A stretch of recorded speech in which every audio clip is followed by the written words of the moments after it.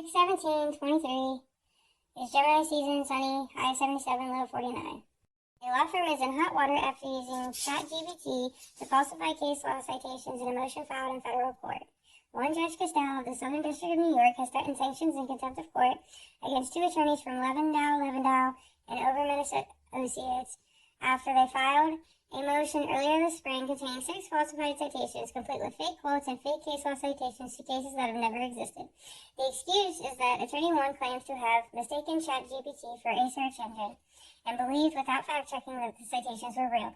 A second attorney then filed the first attorney's motion as his own without even reading the documents, with the notarization of the first attorney on the paper that they both certified under the penalty of perjury that the documents, including their citations, were true and accurate to the best of their knowledge. A show-cause trial was held against the two attorneys as to why they shouldn't be held in contempt of court and issued sanctions. As of last week, though, a decision has yet to be publicly released or reported. Personally, to me, this sounds like something that the American Bar Association should be looking into, and it sounds like negligence and malpractice.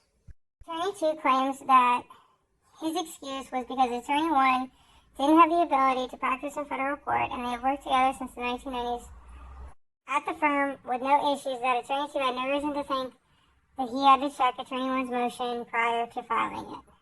Allegedly, Attorney 1 obtained the client first, but could not practice in federal court because he does not have a license to do so.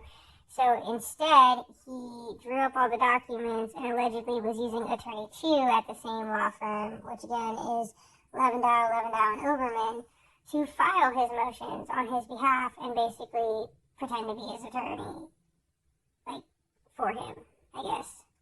The thing I would wonder, though, is how many times has Attorney 2 filed cases in federal court on behalf of Attorney 1? First of all, if Attorney 1 is not licensed to practice in federal court, I really don't think he should be doing all of the legal writing for the federal case, because isn't that classified as the unlawful practice of law for Attorney 1 to basically be a federal attorney through Attorney 2's license?